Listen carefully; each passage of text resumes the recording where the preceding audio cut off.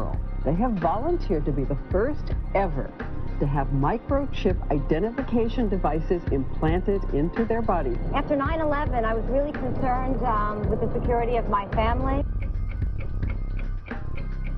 I wouldn't mind having something planted permanently in my arm that would identify me.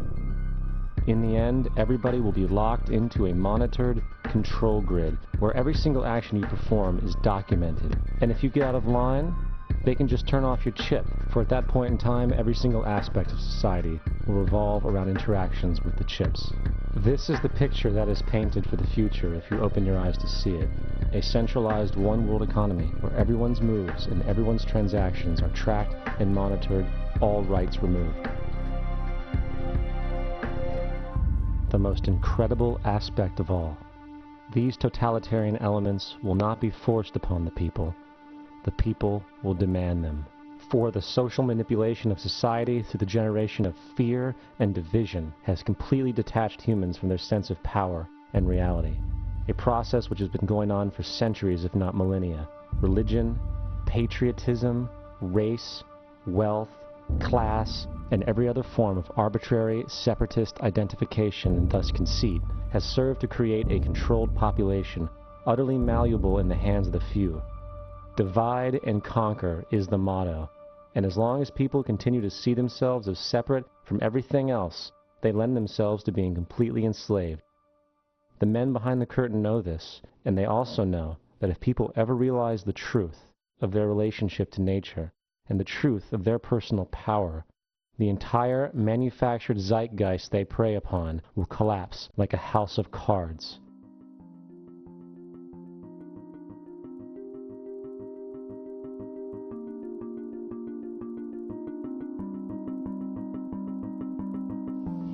The whole system that we live in drills into us that we're powerless, that we're weak, that our society is evil, that it's crime-ridden, etc., and so forth. It's all a big, fat lie. We are powerful, beautiful, extraordinary. There is no reason why we cannot understand who we truly are, where we are going. There is no reason why the average individual cannot be fully empowered. We are incredibly powerful beings. You know, I think I spent 30 years of my life, the first 30, trying to become something. I wanted to become good at things. I wanted to become good at tennis. I wanted to become good at school and grades and everything I kind of viewed in that perspective. I'm not okay the way I am, but if I got good at things, I realized that I had the game wrong. The game was to find out what I already was. Find out what I already was.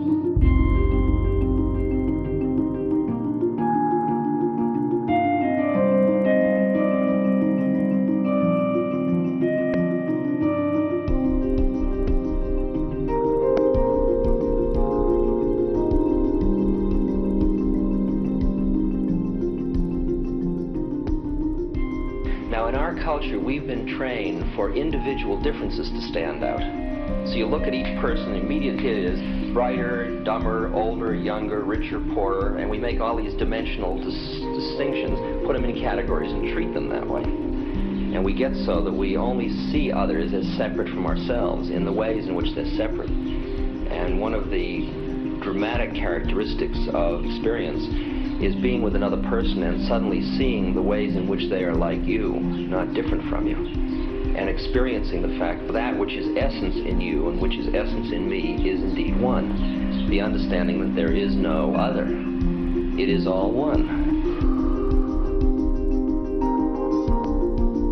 And I wasn't born Richard Albert, I was just born as a human being, and then I learned this whole business of who I am and whether I'm good or bad or achieving or not. All that's learned along the way.